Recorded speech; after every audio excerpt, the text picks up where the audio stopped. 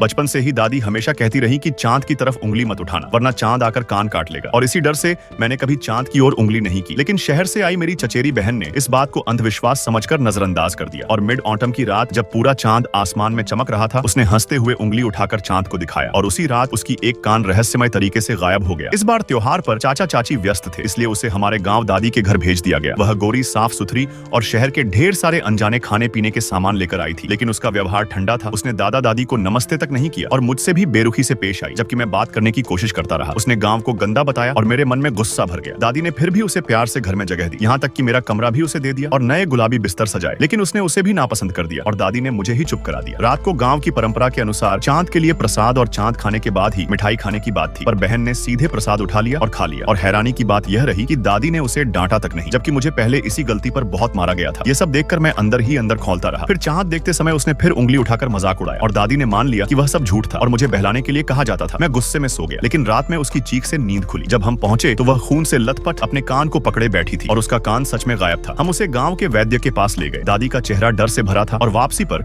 उन्होंने उसे कमरे में बंद कर दिया, दरवाजों पर ताबीज और कागज चिपका दिए और मुझे बताया कि वह असली बहन नहीं बल्कि किसी बुरी आत्मा के कब्जे में है, क्योंकि सिर्फ वही चांद की ओर उंगली उठाने की हिम्मत करती है। उन्होंने कहा कि कुछ भी हो, मुझे सामान्य व्यवहार करना है, क्योंकि सच जान जाने पर वह खतरनाक हो सकती है। मुझे याद आया कि उसके आने के बाद से उसका स्वभाव बदल गया था। वह अपने पसंदीदा खाने को नहीं छू रही थी, बल्कि सिर्फ पूजा का प्रसाद खा रही थी। और सबसे डरावनी बात यह थी कि चांदनी में उसकी परछाई भी नहीं दिखती थी। अगले दिन सुबह उसके कमरे से अजीब हंसी सुनाई दी, और जब उसने मुझे बुलाया तो उसने फुसफुसाकर कहा कि दादा दादी इंसान नहीं है और वही उसके कान के पीछे जिम्मेदार है। उसने मुझसे तुरंत माता पिता को फोन करने को कहा। मैं उलझन में पड़ गया कि आखिर सच कौन बोल रहा है। तभी पीछे से दादी आ गई और बात अधूरी रह गई। कमरे में जाकर वह फिर मासूम बन गई और कुछ भी याद न होने का नाटक करने लगी। अब मेरे सामने सबसे बड़ा सवाल था कि असली खतरा कौन है, बहन या दादा दादी। और सच्चाई जानने के लिए मैं गांव के ओझा के पास गया, जिसने मुझे देखते ही ऐसा महसूस कराया जैसे उसे सब पहले से पता हो, और मेरी रूह कांप उठी कि इस रहस्य के पीछे कुछ बहुत ही डरावना छिपा है, जो अब धीरे धीरे मेरे सामने आने वाला है।